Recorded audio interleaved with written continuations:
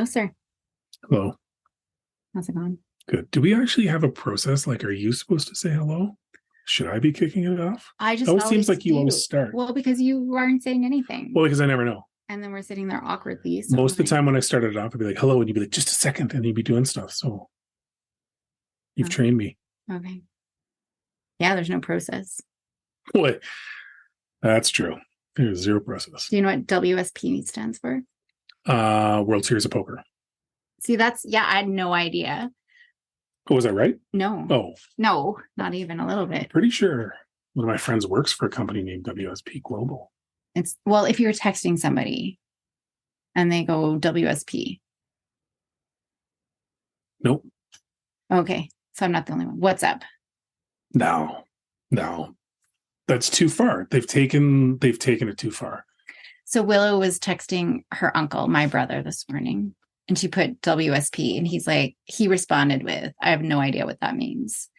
And so then Willow and Maya were going on about how old he is. And I said, I didn't know. And they're like, well, you were born in the 1900s, so that doesn't count. That's almost criminal how mean that is when they say that, because they've said that to me. And I mean, it's not wrong, but the framing of it. Born in the 1970s, not the 1900s. But that's my point. They say 19, but that's the thing. We're born in the 1900s. They're not technically wrong. All right. Little jerks. At least Rob was in the 80s. But so then I sent him, but then I acted cool, like I knew what it meant. Yeah, no clue. And I sent him the link to our episode on all the lingo for, so there's that. So yeah, I brought another guest for today. You're killing it on the guests. I know you are dropping the ball. I don't think you've ever brought a guest ever. You are not holding up your side of this. Look, if this was a video podcast, I would more than fulfill my obligation, because people would see me and go, that's a heck of a find she has there, right? So it's not my fault that it's audio only. If people saw the video, they would be too distracted every time. Why? What do you think I'm going to say next? Something not complimentary. No. They're going to be thinking, how did he end up with her? And listen, I'm fully aware that I achieved something completely outside of my normal level. But you're blind. You're blind, and it doesn't matter. I could honestly, and I'm not a bad looking dude. I'm not a great looking dude, but I'm not a bad looking dude. I could be like the Elephant Man. And without glasses, you don't know. So it's all personality, baby. And you had a really nice cart. That's it. I thought he was money. I thought he was made of money. And I am money. And then I was wrong. Well, kids came along. That's the whole. I'm just kidding. We were talking about that the other day. Like jerky, I know really rich jerks. Would that be better, or just broke and and I've met a lot of ugly rich people. No, looks have nothing to do with that. Anyways, we're going sideways. So I guess we're going to talk a little bit about hustle culture today, which I think is going to be really important for a lot of us. And I know for me it hits home. I feel like I'm on that verge of burnout again. I've had a little bit of a rough time. Yeah, I would agree. I left the children alone at the cabin. I just packed my bags and left. I didn't say goodbye. One child saw me leave. She went and told the other child, who did not believe I left. Yeah, so they validated by calling me, who was 10 minutes away, and asking where you were at about the time you passed me heading the opposite direction. Oh, really? Oh, yeah. I had a trust but verify moment with them. Where's Mom? Last I heard, she was with you. And then you went driving by. I'm like, nope, check that. She is not with you. I was not. But I don't think you're, like I said, I don't begrudge you. It's been interesting, right? Mm-hmm. And I'm cool. You needed a break? Go have a break. Mm-hmm.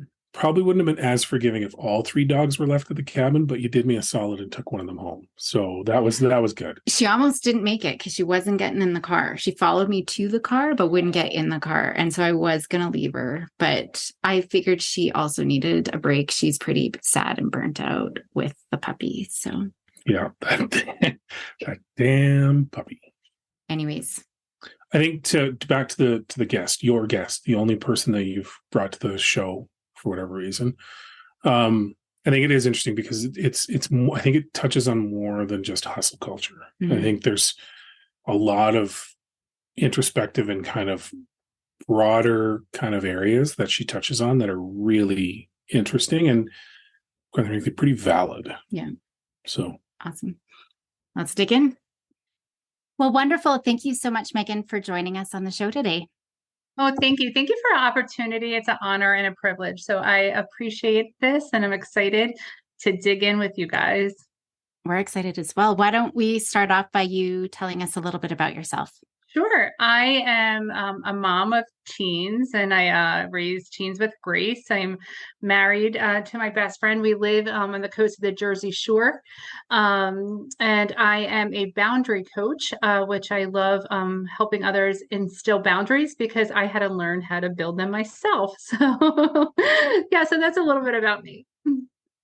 Yeah, I think I'm 100% bad with boundaries. Boundaries aren't your strength. Yeah, for sure. Yeah. Sure. Well, let's dive in. I mean, there's so many things that I'm excited to talk about. I don't know if we'll get to it all for today, but the one thing we kind of talked about was this hustle culture. Why don't we start there?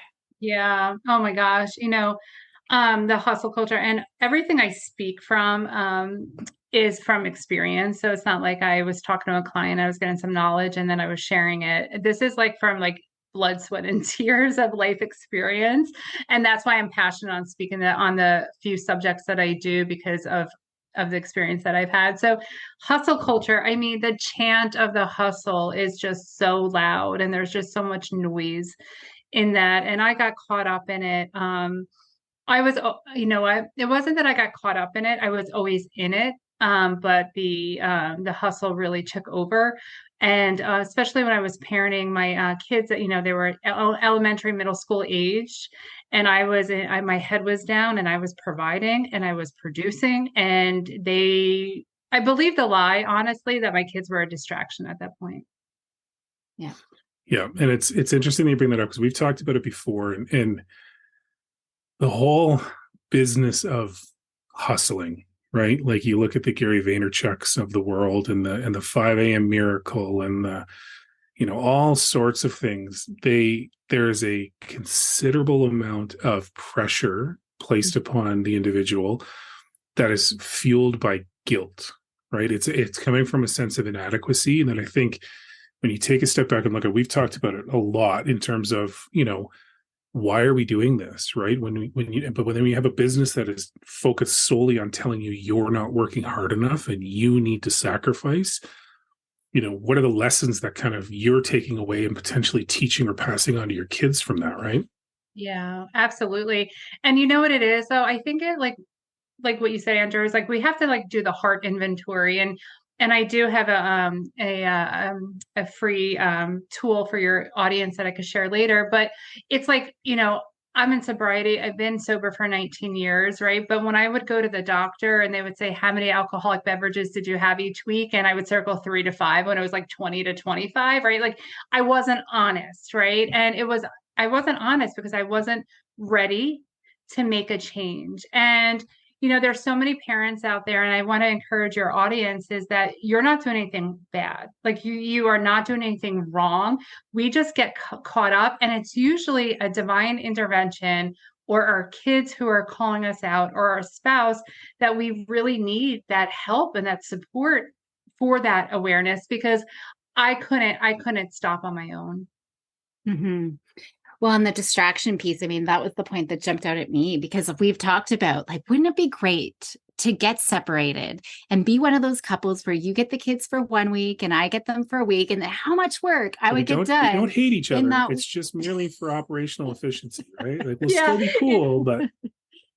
for business purposes, right? Totally. Yeah, And we believe that lie. And the distraction piece, I was building a successful direct sales I was a part of a direct sales company for a long time, and I was really, I had a lot of success, and I would put my head down and I believed the lie. Well, if you put your head down for 5 years and then you create the lifestyle that your kids will be like so excited that you actually retired. Well, I looked up and I missed 5 years of my life, and my husband resented me and my marriage was falling apart. And, so the distraction piece, like, I believed it, I felt it, but then on the other side, I was providing. And I remember opening up a paycheck one month, right?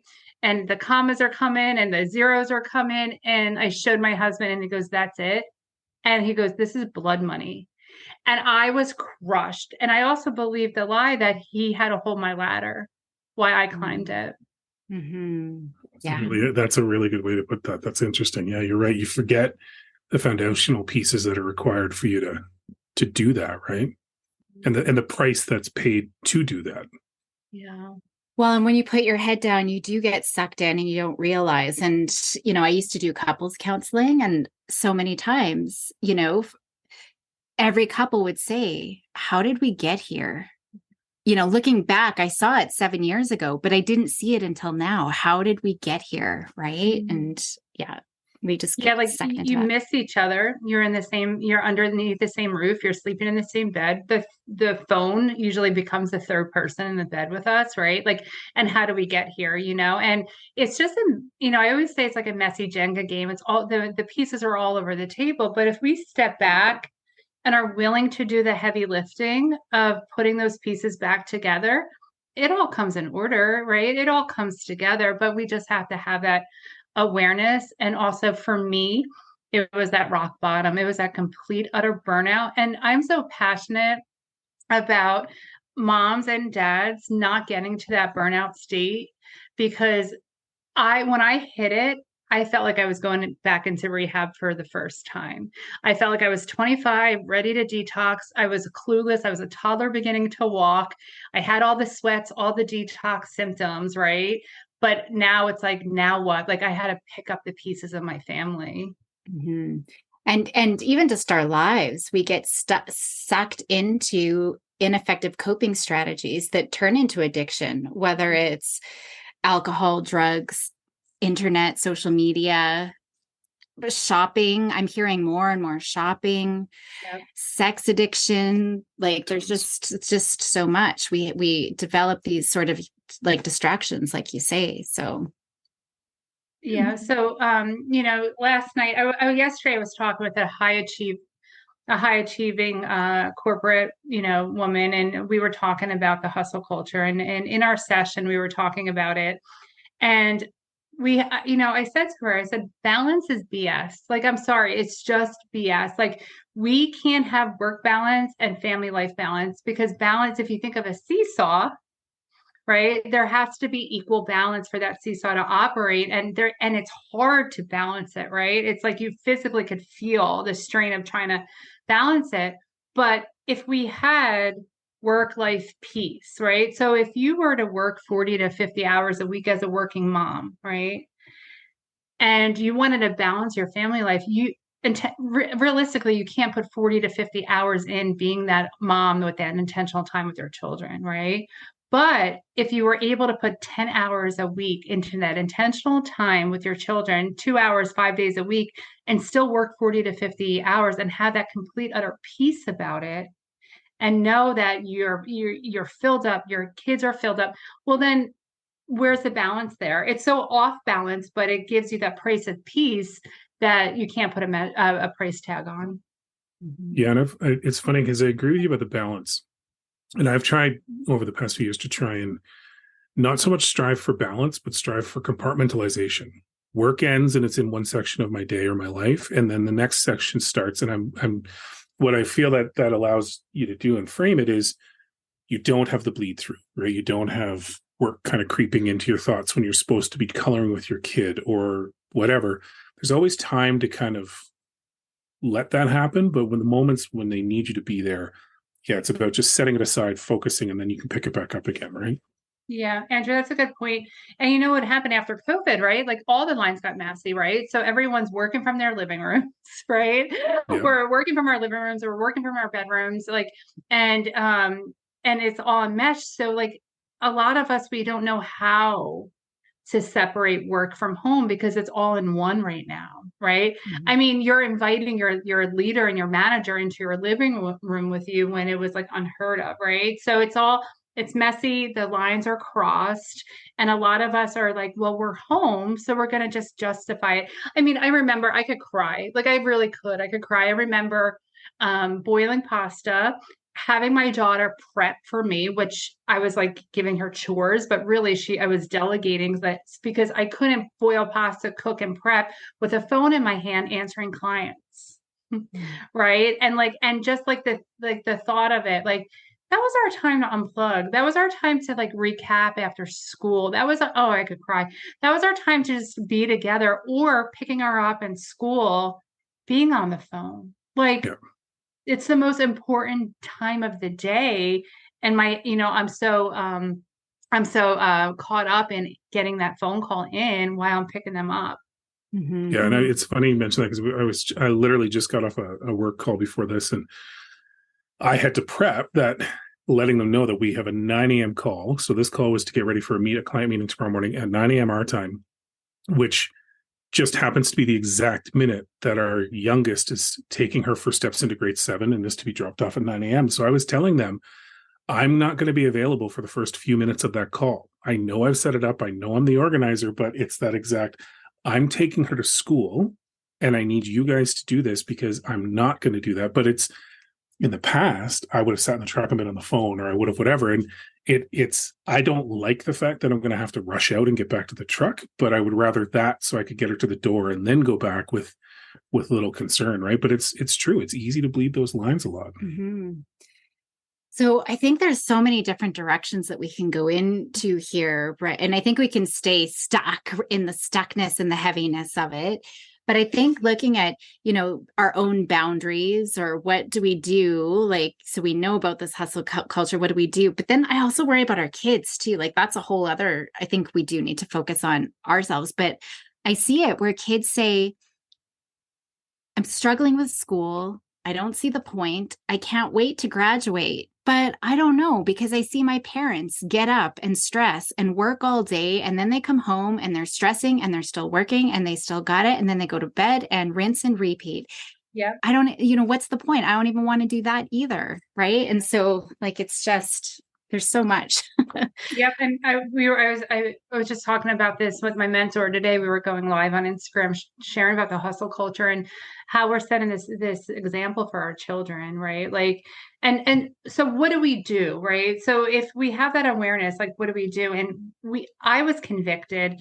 I am a Christian, and my beliefs really convicted me that I wasn't honoring a day of rest. And if you are a Christian, it's one of the 10 commandments, right? Like, and for me, I was told if you weren't going to kill somebody or cheat on your spouse, then why aren't you honoring a day of rest, right? Because I would go to service on Sunday mornings, I would be in church, but then I couldn't wait to get into the car to answer my clients and my customers, right? And I just never did that. So what did I have to do? And if parents are like, you know what there was, guys, there was just such a fear that I was going to lose what I had. And there's a fear of, for me, was I'm never going to be able to rebuild it if I step away. And that's a lie, right? Because, right, it's just a lie. So I had to step back and be still for a couple minutes of my season and start incorporating that day of rest. But I couldn't do it alone. I needed a coach to check in on me. I was so weak. It was the addiction. And I couldn't even say to my husband, we're going to take a day of rest today, because he said, I'll see it when I believe it. I'm not going to work today. I'll see it when I believe it. So I was just like, you know what? I'm going to show him. Just like how I showed him I was going to climb the ranks and all this stuff. I was like, I'm going to show him. So what do? We have to, if we don't confront what we don't want to change, we're never going to have it, right? Mhm. It's Mhm. insanity. It is insanity. And it is, and the problem with it is it's it's like fast food addiction. It's like shopping addiction. It's you have all these influences outside of your control trying to get you to break that promise to yourself, Yeah. right? Because you've said it a few times. You were answering client emails or you were taking client calls, right? Because Yeah. their expectation was that you should be available to them. So you're rationalizing why you have to do it. So in that sense, kind of understanding that, what are the steps that people can take once they have that realization, or how do you start structuring those boundaries in a way that's manageable, right? Yeah. Well, the thing is, it's doing an honest inventory, right? I think it's like, okay, like if I was gonna, a client was gonna come to me, we're gonna strip back the layers, but where is it that you want peace? And majority, I'm 44 years old, and majority of my clients come to me and they're like, I don't even know what brings me joy anymore. So why would you do things that bring you joy if you don't know what brings you joy anymore because you're so caught up in this grind, right? It's so hard, right?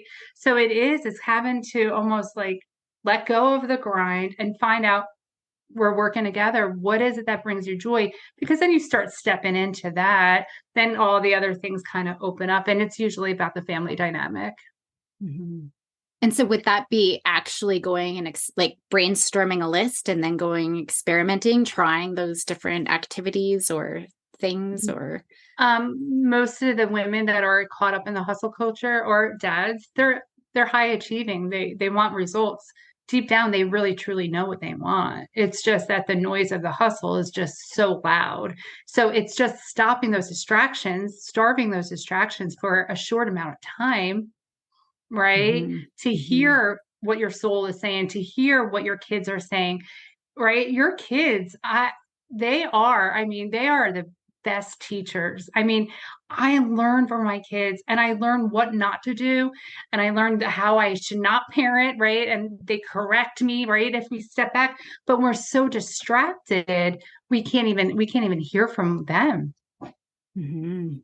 Yeah. And you've touched on a point as well, and I think that's probably important to kind of focus on as well, is once you start doing that self inventory or that kind of look at things, how do you create kind of an accountability framework? You've said that you had coaches and mentors, and your husband kind of called you out on it. What are steps people can take to implement? Obviously, each person's different, but to kind of look at a way to keep themselves accountable once they start taking inventory or want to make that change. Yeah. So like for me, I was so weak in it because I was so far in my addiction of the hustle culture, and that's going back to, and I'm saying this for me, that's going back into my addiction of alcoholism and the dopamine and all that. So I was chasing things that were stemmed from years ago, right? So it is, everyone is different in that, right? However, just like in recovery, there's people, places, and things, right? And then there's support, right? And we can't do it alone. And I'm not saying everyone has to invest in a coach or get therapy, right? But it's that accountability partner, or calling it out and saying to your mentor, your leader, hey, I'm not my best self anymore, and this is what I need to do. And speak up for yourself, because you're smart, you're intelligent, you're an achiever, you know what is it that you want, and start putting those boundaries in place, right? And start walking them out, right? So it's a double-sided, Andrew, I believe, right? But I believe that support is huge, because we can't do it alone, but then voicing and sticking with the boundaries that you want to put in place. And what would some of those boundaries look like if you have specific examples? Because I think it's Yeah. easy to get caught up in like these broad abstract concepts, but Well, or rationalize why it doesn't need to be a boundary too, right? Like, oh, yeah. it's not Yeah. that bad, right? So Yeah. Yeah. Boundary is a bad word if you're defensive of the situation that you're in, right? People are, no, I'm not, like, it's like go rogue. I'm not doing any bad. I'm not listening to anyone's boundaries, right? If someone said to me I needed boundaries, I would probably like gave them some good advice, right? And I'm not saying this, like, they called me a savage in my business, and I loved being called a savage. And now I'm like, Lord, please forgive me. I'm so sorry for all the people I stepped on. But those boundaries in place, it is the tech, I would say the tech boundary is number one, right? We own our devices, they don't own us, right? It's putting the do not disturb on, waking up in the morning. If you're getting into any reading for yourself in the morning. Do not disturb goes on, airplane mode. Start controlling your devices, right? Have your children start controlling those devices, right? Putting those dopamine hits down and away, and start connecting as a family. So that's the best boundary I could start with. And then it's implementing what you expect. Today, for example, I was talking to somebody and we were talking about boundaries, and I said, okay, what can you outsource? Right. So, right, let's outsource. What is it that you can outsource? For me, when I wanted to outsource, I didn't want to bother anybody. And when I say outsource right now, say, for example, I wanted my husband to help me with the dishwasher. I'm a people pleaser. I don't want to burden him. So I'm going to take this all on, and then I'm going to go do it with resentments and be like a 3-year-old toddler, right? Having a tantrum, like complaining and banging pots Mashing and dishes. pans. Yeah. Yeah, right. You know how it is, right? Because no one did what I expected them to do, but I didn't communicate. And you know why I didn't communicate? Because I didn't take the 5 minutes to stop the noise and give somebody the respect that they deserve and communicate my needs to them. Right? Because it's almost like it's like a weird abusive relationship. Like they don't read my mind, but I'm too busy and caught up, and I don't think it's important enough to communicate what I need. Right. Mhm. So it's the communication piece, boundaries in place. That's a boundary, the tech boundaries in place. And then also, it starts to doing that inventory. And I really think that's boundary work of the heart that needs to be done. Mhm. You've touched on something that I think is interesting that, I don't know if it's needs to be dove into, but you've talked a little bit about kind of this. I think it's important for people as part of the inventory to assess their own self-worth and Yeah. and put a premium on that as well, because you said it in the last little bit of you didn't think it was worth saying what you wanted, right? And I think that's an internal monologue that a lot of people get going on, is what doesn't matter, it's whatever. And even if I speak, it's no one's going to pay attention, or no one's going to listen, or whatever. And I think there's a component of that if you are truly trying to take stock of the situation, you need to take stock of how far away you are from really being able to take care of yourself, because this is all part of that, right? And that communication piece is just an extension of that as well. So good, Andrew. Yeah. And where is your self-worth, right? And it's always an identity issue deep down, right?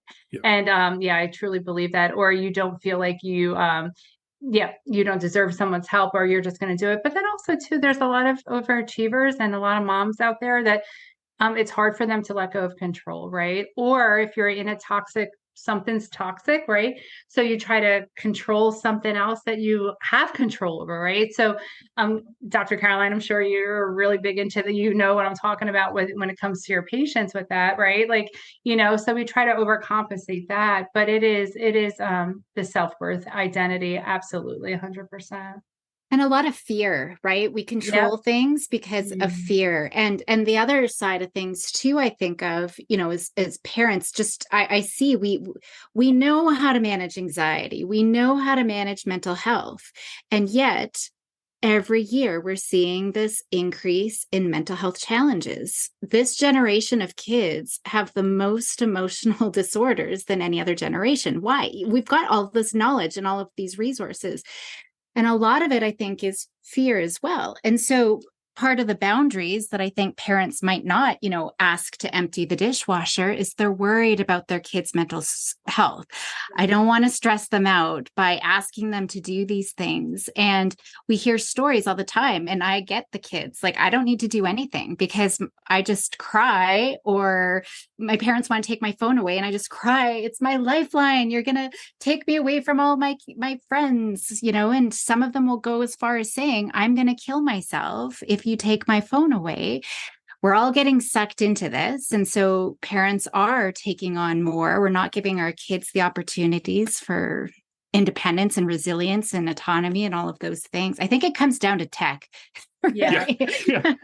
Really, this was a 2-minute conversation. Put your phones away. That's all this was. Yeah, it's all tech, right? But doctor, like it's so true, right? We're not raising responsible children, right? Because it's like it's our irresponsible behavior by not, right, letting them do what they need to do, and they're not responsible. And, I think though, so many parents, and I've seen this, I've homeschooled, I got into the homeschooling community, which is a different, right? It's a different ball game. It's a different animal where the kids they're different in the homeschooling community because they have to, right? But then not in the homeschooling community, what I see is the parents that complain, and I see this, but they're so tired that they just give in. They just give in and they just give in, and they're like, why is my family like this, right?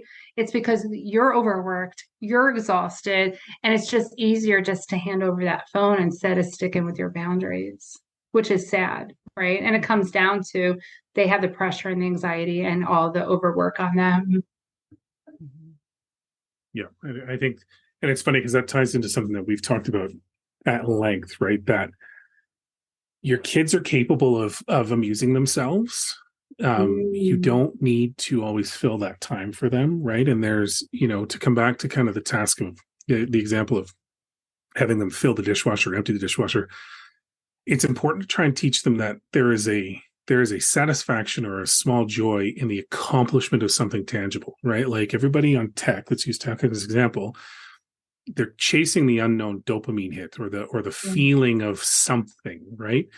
Well, being able to say that you cut the grass, you did it well, and your parents didn't have to show you, and that's over time, that's a huge confidence builder, and I think lays the structure for the ability to understand their worth and that doing these things has value, right? And parents are too quick. We've talked about it before in terms of, get the car with the 3 screens and then the kids have their headphones and you throw on a movie and then drive. Well, what are they learning, right? They're not talking to each other. They're not reading. They're not drawing. They're not entertaining themselves. So you're taking away, you're almost robbing them of the ability to learn the value of accomplishment, right? Yeah. And and the parents that do that, they're not bad parents, right? Not at all. No, not at all. They're not, and they're tired and they're overworked and they are emotionally spent, and they're just like, and they're the ones that are getting on the couch, getting into the scroll holes, right? Because they don't know what brings them joy anymore. And going back to tech, like, what brings you joy? Well, Facebook doesn't bring you joy. Like I'm calling you out. I know it doesn't, right? Like that's a lie. Facebook doesn't bring you joy, right? It's causing all these other things, but it's not joy. So what is it that brings us joy? And it is when you put down the phone and you put down that noise, you really get to peel back the layers and figure that out. I think I'm even struggling with that right now. I mean, I'm not a social media person other than, I'll schedule my posts and that's about it. But it's easy just getting sucked into work and losing sight of everything. Actually, I'm reading a book right now. I think it's What Alice Forgot. It's an older book. There's a movie based on it as well. And the year's 2008. She's about to turn 40, but she hits her head and she thinks it's 1998. So before kids, before the hustle culture, it was just her and her newlywed, she's a newlywed with her husband and just living life. And has the opportunity to reflect on her life. I'm not very far into the book, but it's been getting me thinking, if we could go back to that day before we got sucked into this all with what we know now. Right. And so she is like, who have I become?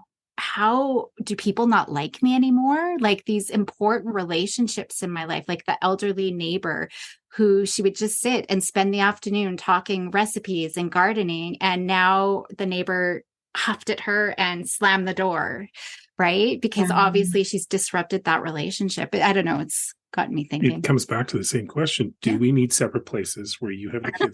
No, I'm kidding. Okay, that's the second time you said that. No, I don't want to hear that again. Okay. No, we're kidding. We're kidding. Our kids are awesome, but it's true, right? You lose yourself. And you even asked the other day, right? What were we like before, when we were in our 20s? And I struggled to answer. I struggled to say anything specific. Did we do? What did we do? Remember. Yeah. And it really is interesting because you get so far down the path of you've said it before, you had your head down and you're working and you're working and you're working. We have moments of clarity where we come up and we're able to engage and be present, but then that wave of responsibility or obligation or guilt or whatever just kind of washes over and you're back into it. And the next thing you know, you look up and 6 months has gone by and you're like, well, we didn't do anything this summer. We didn't enjoy ourselves, like all these same things. And again, it's just one more stick to hit yourself with, right? So I think It's the insanity cycle, right? It would be like drinking and then being like waking up and being like, oh my gosh, I'm never going to do that. I have the remorse, right? I have the Yeah. guilt, like, I don't like the way I was and I'm sorry. And here we go into that, right? But the beautiful thing is that we have the control to change that. Like we do. And Yeah. and that's the beautiful thing about it. Mm-hmm. Well, I think there's so much here. I mean, for me, it's just that initial getting over that dopamine hit that you've been talking about, right? It's riding that wave of discomfort when we're it's kind of the analogy I often give is mosquito bite. When you get a really bad mosquito bite and you're like, don't itch it, don't itch it, don't, and it becomes so overwhelming. You're like, I just got to itch it. But if you just ride that wave a little bit longer, you can get over that. But we get stuck there. We get stuck in that discomfort and we fall right back, into and you make it. Make it longer. You make it bigger and harder to manage, right? Yeah, for sure.